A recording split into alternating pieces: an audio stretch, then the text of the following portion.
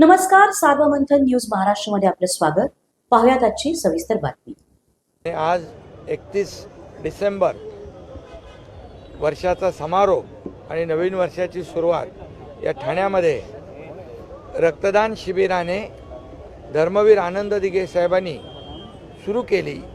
तोच उपक्रम आजही अविरतपणे सुरू आहे रक्तदानाचा, आणि सर्व रक्तदात्यांना देखील मी शुभेच्छा देतो.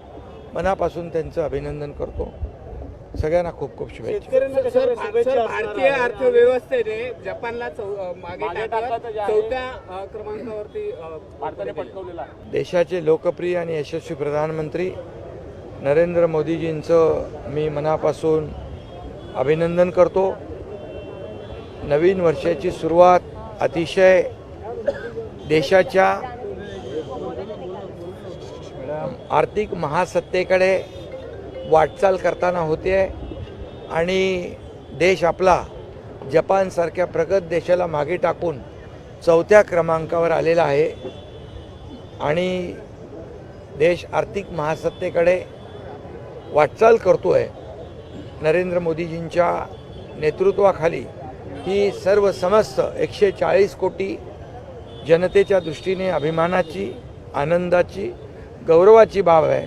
आणि म्हणून मी पुन्हा एकदा प्रधानमंत्री नरेंद्र मोदीजींचं अभिनंदन करतो, त्यांच्या यशस्वी नेतृत्वाचं अभिनंदन करतो आणि देशाचं नाव जगभरामध्ये देशाचं नाव लौकिक वाढवण्याचं ते काम करत आहेत, त्याबद्दल अभिनंदन करतो आणि सगळ्यांना मनापासून शुभेच्छा देतो. साहेब, तुम्ही चांदा ते बांधा फिरत असतात, पाहायला जातं शेतकरी असेल, व्यापारी असेल, यांना कशा प्रकारच्या येणाऱ्या काळात नवीन वर्ष शेतकऱ्यांना, सर्व जनतेला, महाराष्ट्रातल्या सर्व क्षेत्रातल्या सर्वांना, अगदी शेतकरी, वारकरी, कष्टकरी, माझ्या लाडक्या बहिणी, लाडके भाऊ, सर्व ज्येष्ठांना, सर्व या महाराष्ट्रातल्या तमाम 13.5 कोटी जनतेला मनापासून मी शुभेच्छा देतो.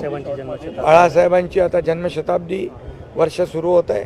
महाराष्ट्रामध्ये देखील हे जन्मशताब्दी वर्ष बाळासाहेबांचा जो गुरुमंत्र आहे, 80% समाजकारण, 20% राजकारण, आणि म्हणून आरोग्याचे यज्ञ जे आहेत, आरोग्य सेवा या संपूर्ण महाराष्ट्रामध्ये, मग ते शिबिरं असतील, तपासणी शिबिरं असतील आणि ज्या ज्या आरोग्य सुविधा द्यायच्या आहेत याबद्दल बाळासाहेब नेहमी जागरूक असायचे.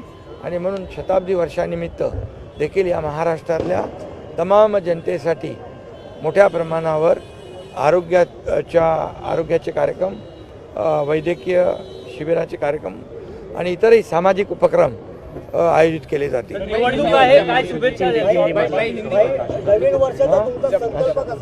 आणि नवीन वर्षाची प्रधानमंत्री महोदयांनी, मोदीजींनी, केंद्र सरकारने महाराष्ट्राला एक भेट दिलेली आहे. नाशिक ते अक्कलकोट हा 6 पदरी ग्रीनफील्ड रोड या ठिकाणी होतोय. समृद्धीसारखाच हा गेम चेंजर ठरेल. नवीन वर्षातली ही महाराष्ट्रातला दिलेली प्रधानमंत्री महोदयांनी मोठी गिफ्ट आहे आणि त्यामुळे देखील त्यांचं मी मनापासून अभिनंदन करतो. सार्वमंथन न्यूज महाराष्ट्राला लाईक करा, शेअर करा, सबस्क्राईब करा.